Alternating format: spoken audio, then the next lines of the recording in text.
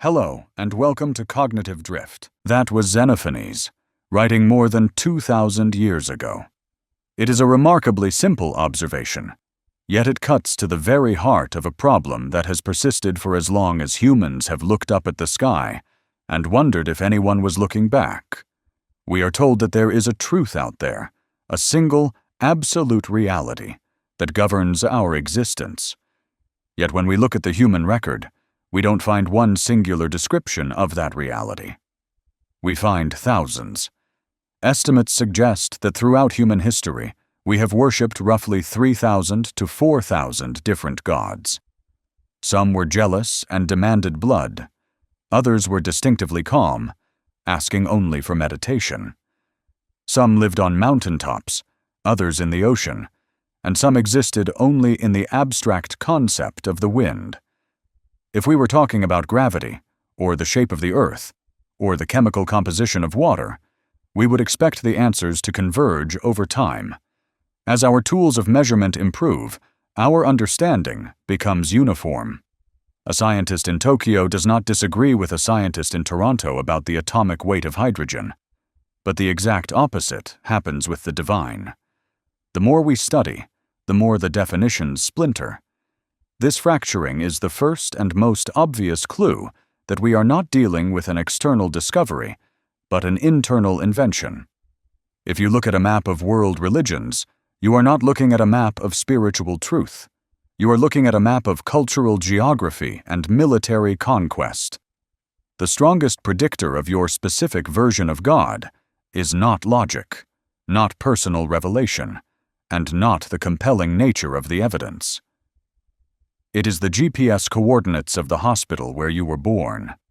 If a child is born in rural India, the probability of them growing up to believe in the divinity of Christ is statistically negligible. If that same child is born in Alabama, the chances of them devoting their life to Vishnu are equally slim. We accept this as a matter of course, but think about what it actually implies. It implies that the absolute truth of the universe is entirely dependent on zip codes. It suggests that the creator of the cosmos decided to distribute the most important information in existence, the very instructions for saving one's eternal soul, based solely on where a person's parents happen to live. This geographical clustering suggests that gods are not revealing themselves to us. We are inheriting them like we inherit our surnames or our dietary preferences. If there were a singular interventionist God, one who desperately wanted to be known, the map shouldn't look like a patchwork quilt of disagreeing neighbors. It should look uniform. The message should be as undeniable as the sun. Instead, we have a silent planet filled with people arguing over which ancient book has the better translation. We have to ask why the versions of God are so specifically human. When we analyze the personalities of these deities, they suspiciously mirror the cultures that produced them. The gods of warlike tribal societies tend to be warlike and tribal. They are obsessed with territory, with bloodlines, and with the destruction of enemies. In contrast, the gods of agrarian societies are often focused on weather, fertility, and the seasons. The gods of highly bureaucratic empires, like ancient Rome or China, tend to be hierarchical and obsessed with order. It appears that we do not shape our lives to fit the nature of God. We shape the nature of God to fit our lives. This is why the definition of morality within these religions shifts so conveniently with the times.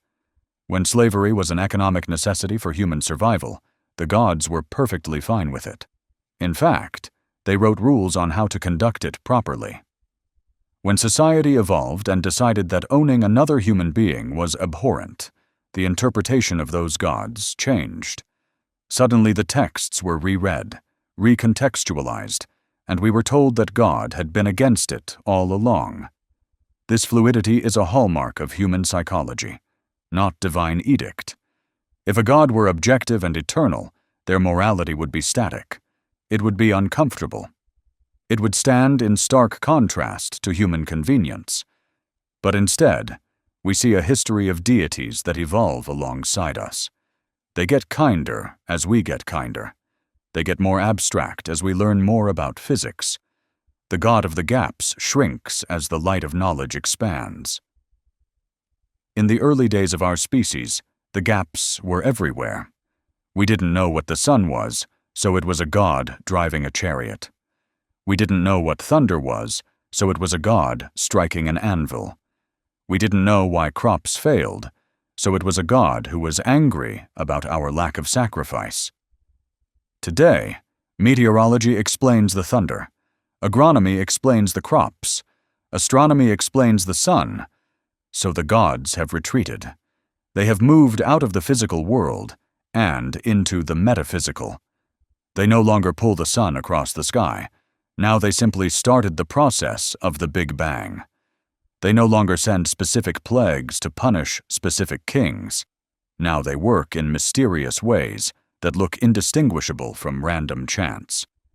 This retreat is necessary for the survival of the concept, because every time a religion makes a specific, testable claim about the physical world, it eventually loses.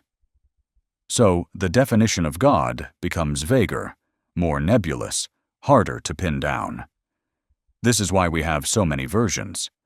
We are constantly rewriting the script to avoid the embarrassment of being proven wrong by reality. But there is a deeper psychological mechanism at play here, something called the agency detection device. It is a survival mechanism hardwired into our brains by evolution. Imagine you are an early human walking on the savannah. You hear a rustle in the grass. If you assume it's just the wind, but it turns out to be a lion, you die. If you assume it's a lion, but it turns out to be the wind, you survive. You just wasted a little energy running away. Our brains are built to assume intent. We are built to assume that when something happens, someone did it. We see faces in clouds. We hear voices in the white noise. We attribute agency to inanimate objects. When a volcano erupts, our primitive brain asks, "Who is angry?" not "what tectonic pressure was released?" This overactive agency detection is the seed of all theism. And because the environment is different everywhere, the specific agents we invented were different everywhere. In the frozen north, the challenges were cold and darkness, so the gods became beings of fire and endurance. In the lush tropics, the challenges were disease and competition, so the gods became intricate tricksters and spirits of decay and growth. We populated the darkness with personalities because the alternative, that the universe is indifferent to us, is terrifying to the human ego. We would rather be punished by an angry father figure than ignored by a cold void. At least punishment implies we matter. This need to matter drives the fragmentation of belief even further. Just look at how religions split. It is rarely about the core nature of the Creator. It is almost always about authority and politics. Why are there so many versions of Christianity? Why are there so many sects of Islam? Why are there endless schools of Buddhism? It is usually because two groups of humans disagreed on who should be in charge or how to interpret a single sentence of a text written centuries ago. One group decides that music is a sin. The other decides music is worship. One group thinks you must wear a specific hat. The other thinks the hat is an abomination. If there were a God actually communicating with these people, he could clear this up in 5 seconds. A single universal broadcast could end centuries of bloodshed. Hey everyone, the hat is optional. Stop fighting.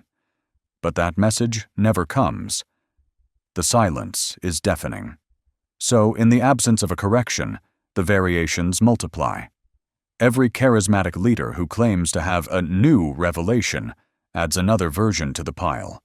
Joseph Smith finds golden plates. L. Ron Hubbard writes a sci-fi novel. The Baha'i faith tries to combine them all. And in every instance, the followers act exactly the same. They feel the same certainty. They share the same emotional experiences. They have the same conviction that their version is the one true version, and that everyone else is sadly mistaken. This equality of conviction is the most damning evidence of all. The Mormon feels the burning in the bosom just as intensely as the Pentecostal feels the Holy Spirit, just as intensely as the Sufi feels the divine presence during a whirl. If these mutually exclusive truths produce the exact same emotional response, then the response is not coming from the truth. It is coming from the brain structure of the believer. We are seeing the placebo effect on a civilizational scale. If you give 1,000 people a sugar pill and tell them it will cure their headache, a certain percentage will feel better. If you tell them the pill was made by a grand wizard, they might feel even better. If you tell them it was made by a quantum computer, they will feel the same relief. The story of the pill changes, the version of the cure changes, but the biological relief is internal. The God is the sugar pill. The rituals, the vestments, the holy books, the dietary restrictions, these are just the packaging. And humans love to customize their packaging. We see this in everything we do. We don't just have one type of government, one type of art, or one type of language. We diversify. It is our nature to take a concept and adapt it to our local needs. Why should God be exempt from this human tendency? The vast catalog of deities is simply a reflection of the vast catalog of human cultures. Consider the linguistic parallels.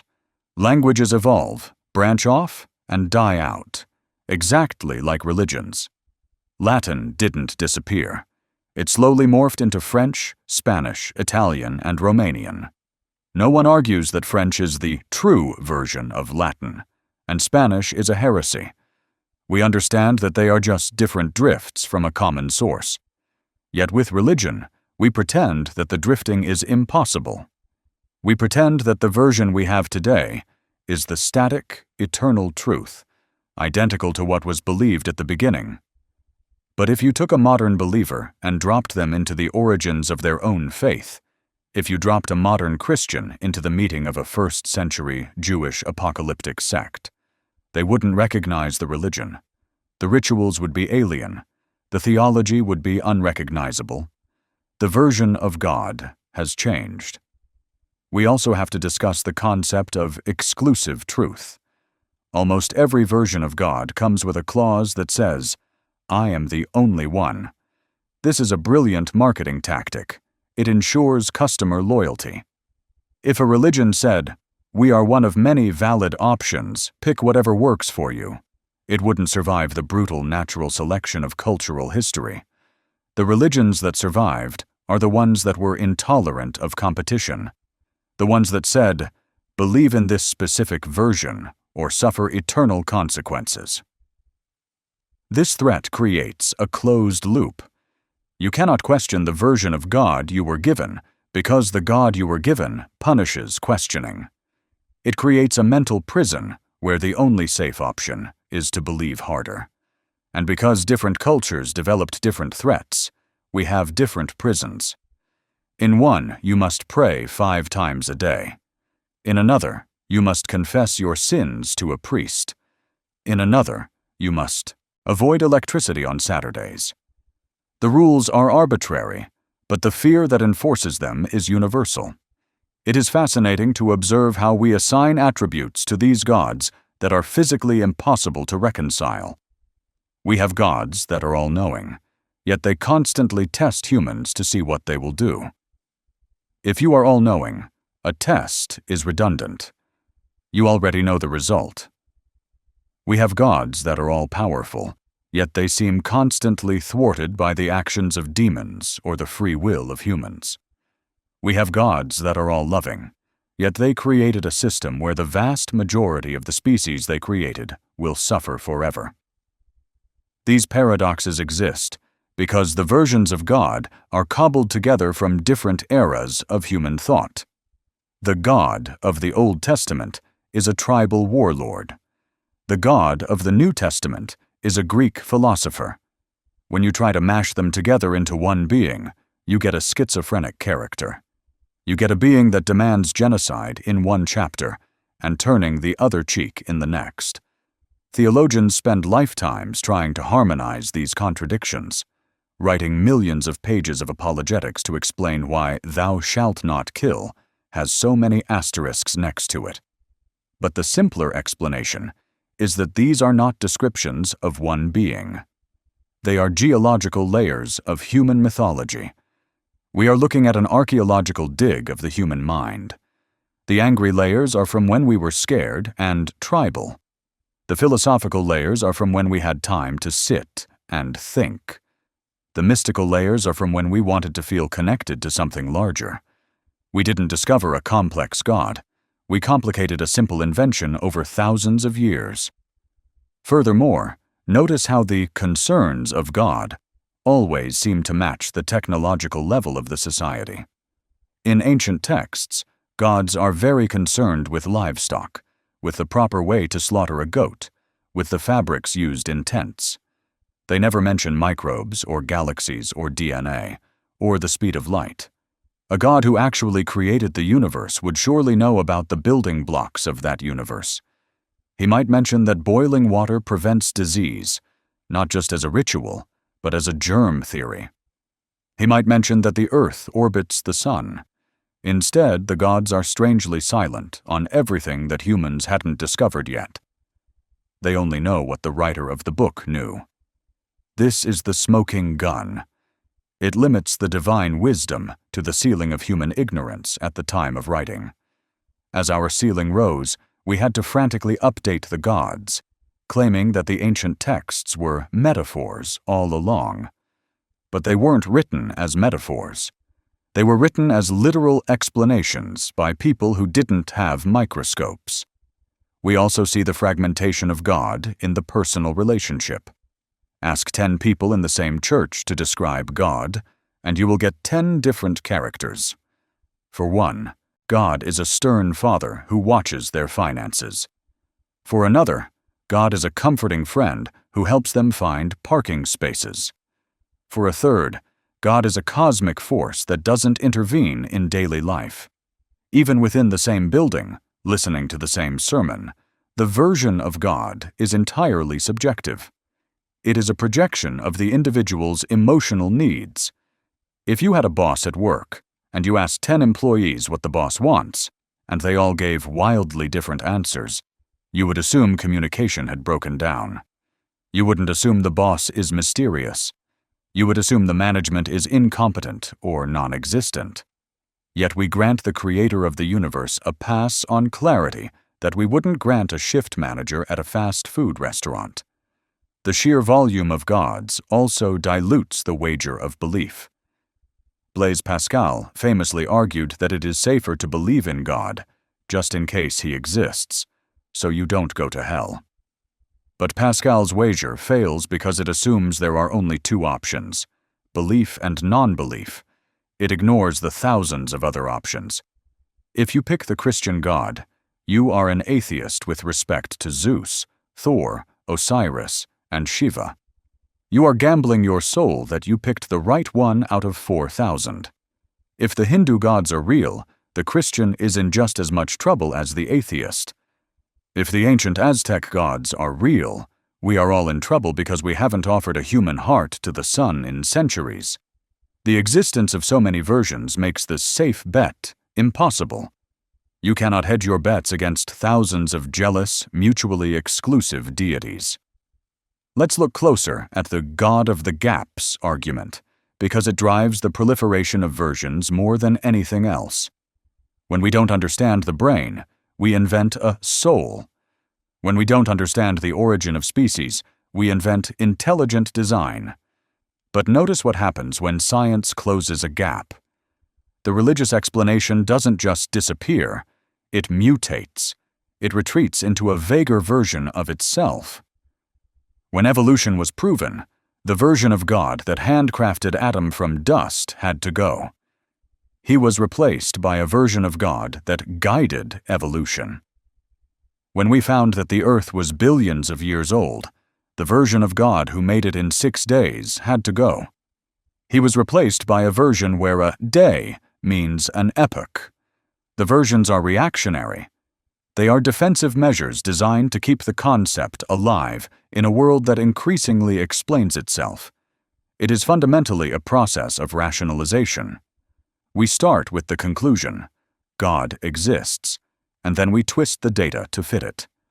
Since the data keeps changing, the God keeps changing. If we started with the data, we would never arrive at the conclusion of a singular, personal deity. We would arrive at the laws of physics. There is also the element of special pleading. We apply a level of skepticism to other people's gods that we refuse to apply to our own. A modern believer looks at Greek mythology and smiles. They see the stories of Zeus turning into a swan to seduce a woman as silly folklore. They understand clearly that the Greeks were inventing stories to explain the world. But then they turn around and believe that a man walked on water, or flew to heaven on a winged horse, or split the moon in two. They use logic to dismantle everyone else's version, but shut that logic off when looking in the mirror. Their gods are myths. My God is a miracle. Their prophets were deluded. My prophet was inspired. Their holy book is folklore. My holy book is history. This double standard is the engine that keeps the thousands of versions running. If everyone applied the same standard of evidence to their own beliefs that they apply to the beliefs of others, the number of gods would drop to zero very quickly. But the human mind is uncomfortable with zero. We have a cognitive bias toward pattern recognition. We are uncomfortable with randomness. If a child dies, we need a reason. It was God's plan is a version of reality that offers comfort, however grim. It was a random genetic mutation, and the universe doesn't care, offers no comfort. So we invent the planner to avoid the pain of the chaos. And since different cultures find comfort in different things, they invent different planners. This brings us to the commodification of the divine. Religion is, among other things, a product, and like any product in a marketplace, it must differentiate itself to survive. If every religion offered the exact same thing, there would be no reason to choose one over the other. So they specialize. Some specialize in guilt, some specialize in prosperity, some specialize in community, some specialize in mysticism. The versions of God are essentially brand differentiators. The prosperity gospel version of God is designed for a capitalist society where wealth is seen as virtue. The ascetic version of God is designed for societies where suffering is seen as inevitable and nobility is found in endurance. These aren't revelations. They are market responses. They are the spiritual equivalent of different flavors of soda. The base ingredients, fear of death, desire for meaning, tribal belonging, are the sugar and water. The specific dogmas are just the artificial flavoring. And what about the silence of the past? For the first 200,000 years of human history, our ancestors lived, struggled, and died without any knowledge of the major religions we have today. Did the God of the universe simply wait 195,000 years before deciding to say hello? And when he finally did, why did he only speak to a tiny tribe in the desert? Why not appear to the Chinese, or the Aboriginal Australians, or the Native Americans at the same time? The timeline makes no sense if you assume a universal God. It makes perfect sense if you assume the slow, stumbling evolution of human culture. The versions of God appear exactly when you would expect them to appear in the historical record, alongside the development of writing, agriculture, and centralized states. God didn't create the kings. The kings created the gods to justify their crowns. I am in charge because the big invisible man in the sky says so is the oldest political trick in the book. And since every king needed his own legitimacy, every king needed his own version of God. This political utility is why heresy was often punished by death. It wasn't about saving souls, it was about maintaining order. If you question the king's God, you question the king's right to rule. The multiplication of gods is a direct result of the fragmentation of political power. When an empire splits, the pantheon splits. When a colony rebels, it often takes on a new religious identity to distinguish itself from the oppressor. Consider the Protestant Reformation. It wasn't just a theological dispute. It was a political break from the power of Rome. Henry V didn't create the Church of England because he had a sudden revelation about the nature of the Trinity. He did it because he wanted a divorce, and he wanted the tax money that was going to the Pope. He needed a new version of God to sanction his political desires. And so, a new version was born. History is littered with these moments. Moments where a version of God is tailored to fit the needs of the powerful. The God who supported the divine right of kings. The God who supported manifest destiny. The God who supports the caste system. The God who is currently printed on the currency. These are not spiritual entities. They are civic mascots.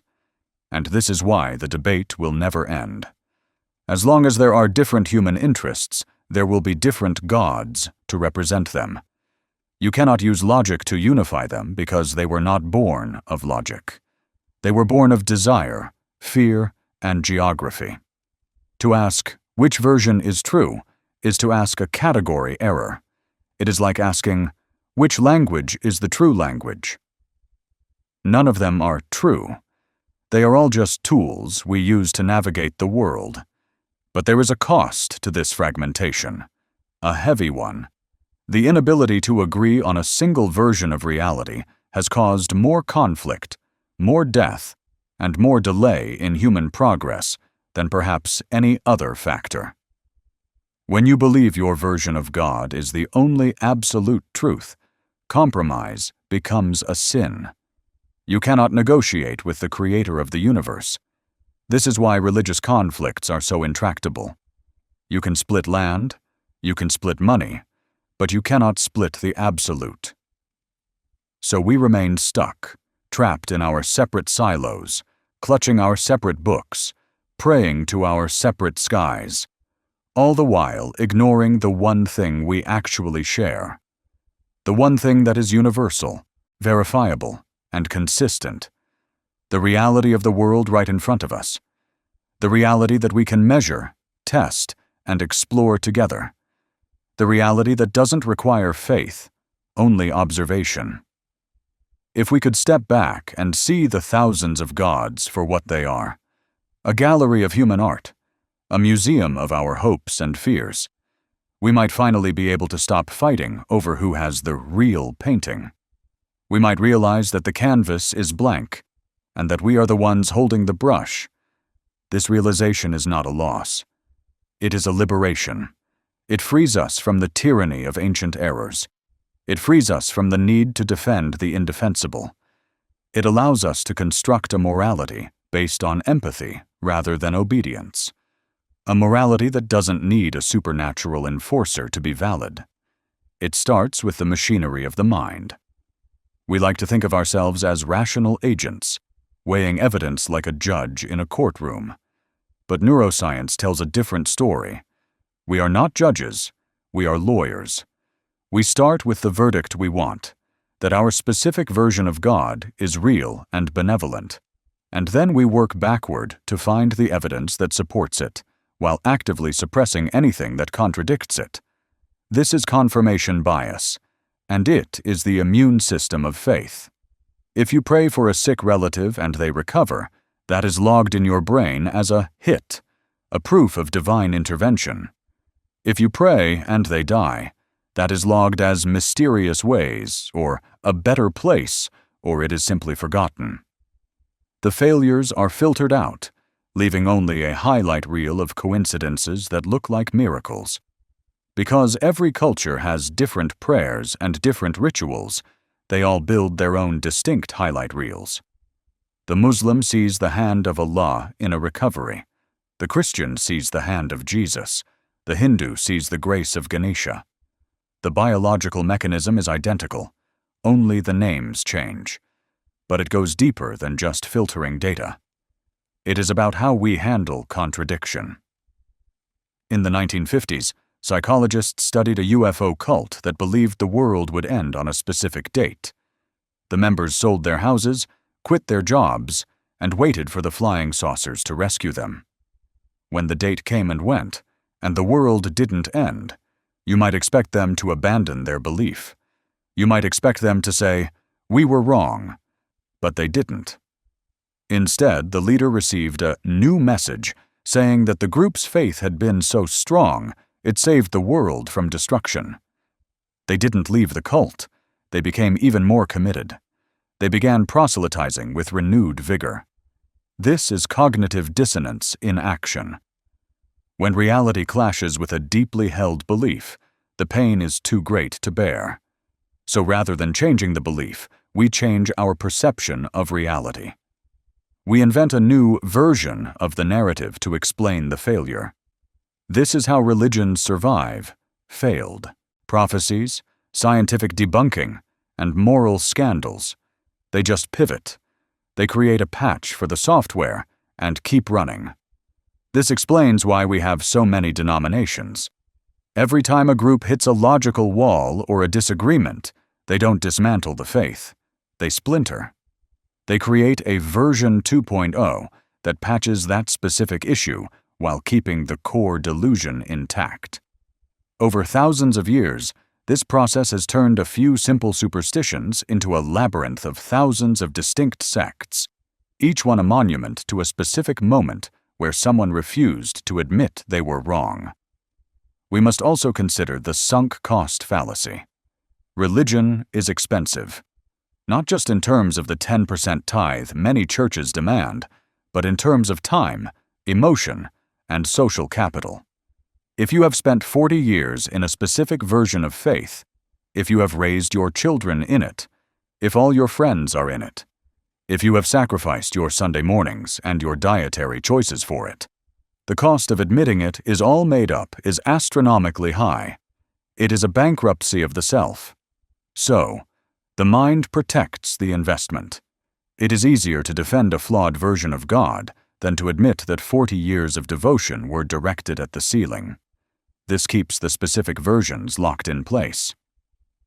A person stays in a restrictive, illogical sect, not because the theology makes sense, but because the exit cost is too high.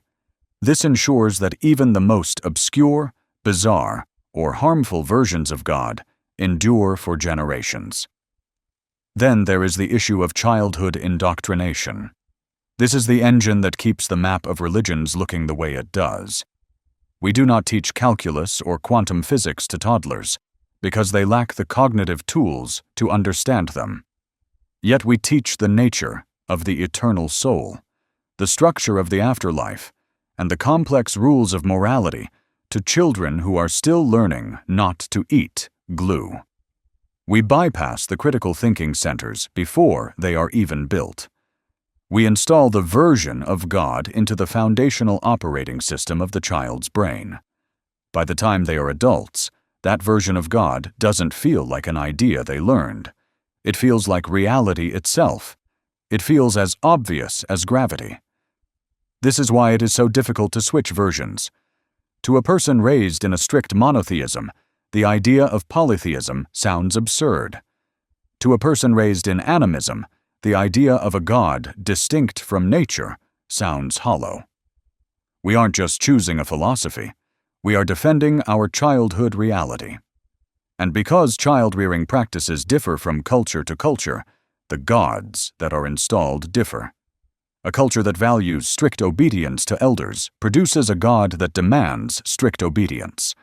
A culture that values consensus and community produces a God that is more communal. The God is a mirror of the parent, writ large in the sky. Freud was not wrong about the projection of the father figure, but it is more than that. It is the projection of the entire social structure. This leads us to the sociological function of these versions. Why do we need them to be so different? Why can't we just agree? Because religion is not primarily about truth. It is about tribes. In our evolutionary history, trusting a stranger could get you killed.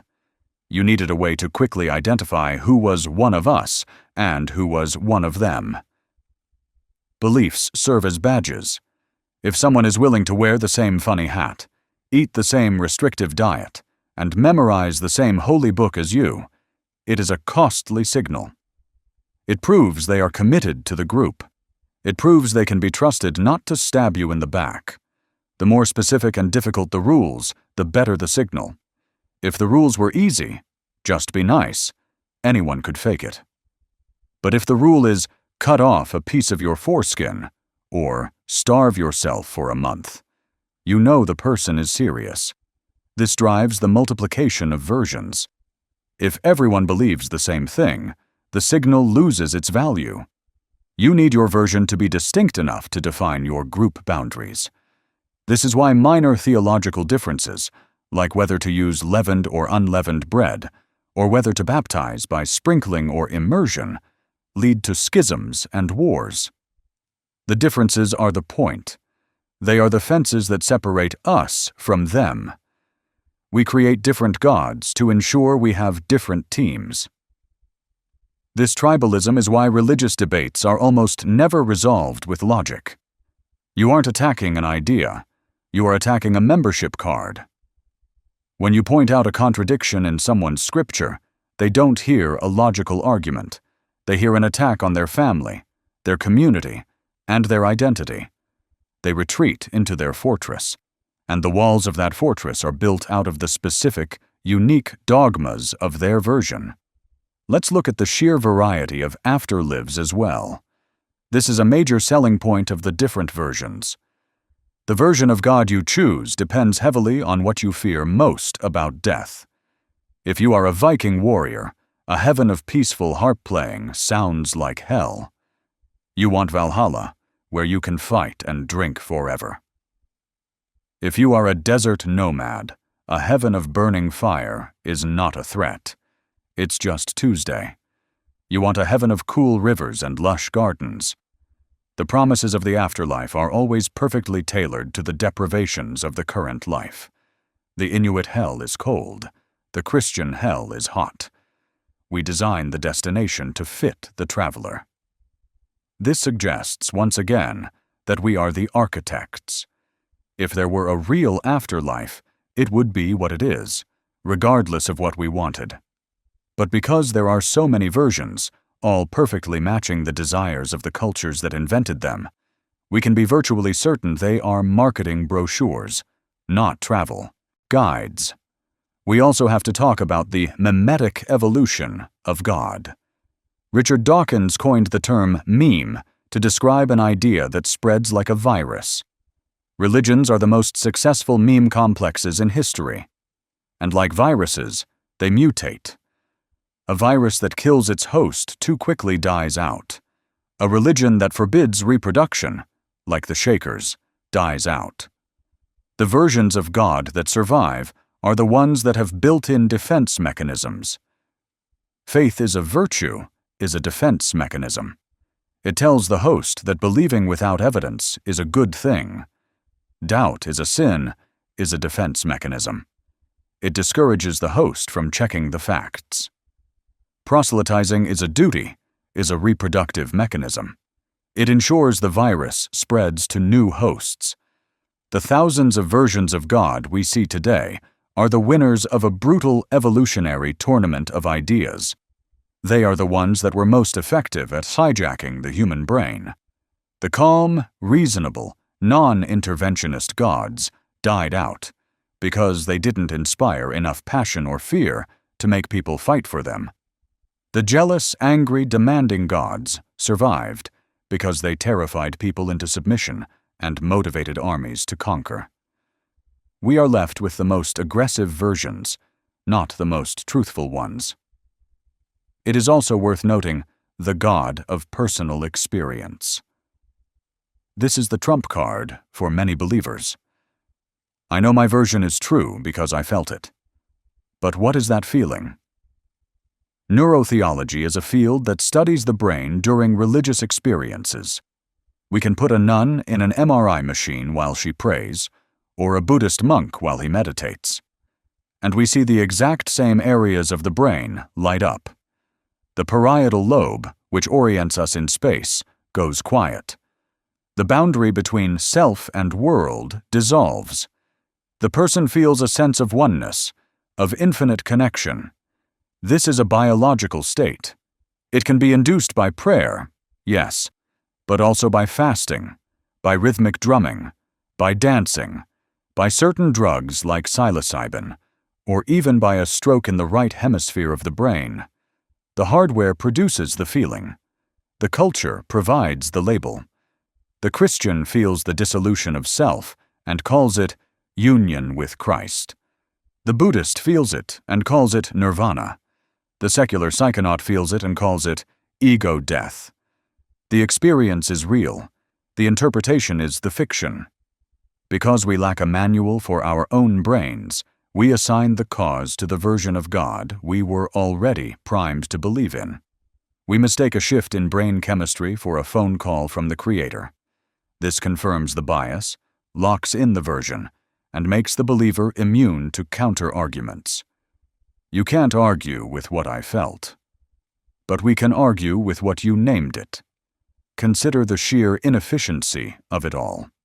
If the goal of a God was to be known, the method of cultural diffusion via ancient texts and subjective feelings is the worst possible method. It guarantees confusion. It guarantees fragmentation.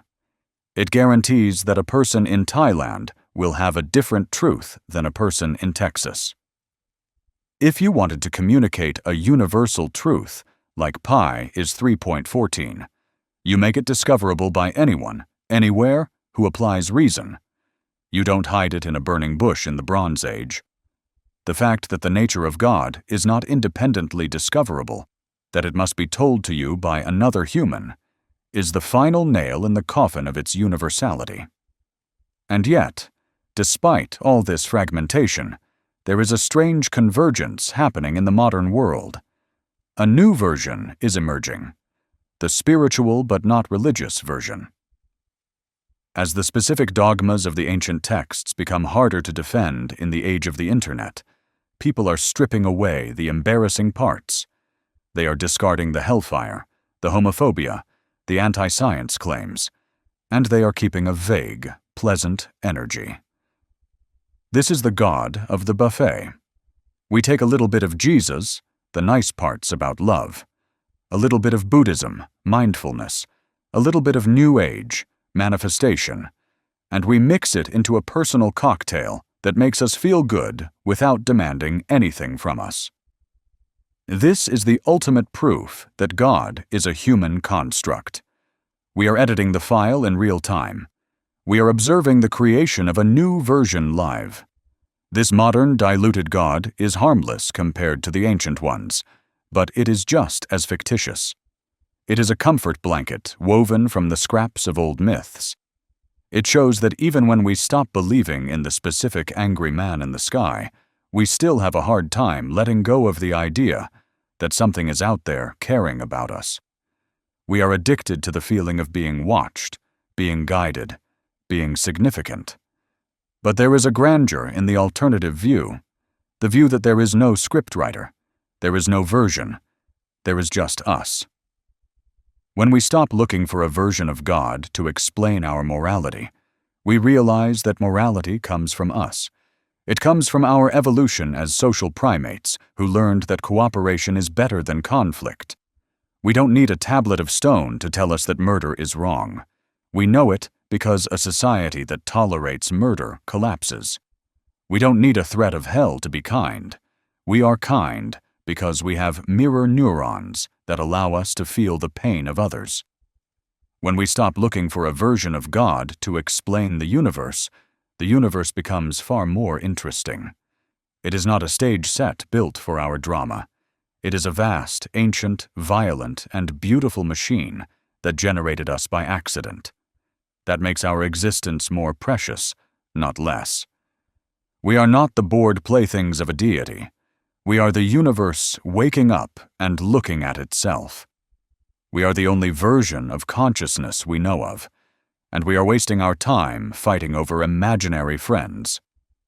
Imagine what we could achieve if we stopped building temples to different versions of the same delusion and started building a future based on the one reality we actually share. The energy we spend decoding the silence of the sky could be spent fixing the problems on the ground. The trillions of dollars, the billions of hours, the immensity of human intellect currently tied up in theology. What if it were released? What if we admitted that the reason there are so many versions of God is simply that there are so many versions of us? The answer to the question, why are there so many versions of God, is ultimately a mirror. We look at the void, and we are afraid of being alone. So we paint a face on the darkness. And because we all have different paints, and different hands, and different dreams, the faces are all different. They are not windows into the divine. They are portraits of the human condition, fearful, hopeful, creative, and desperately seeking meaning. But the meaning isn't in the sky. It's in the painting itself. It's in the act of creation.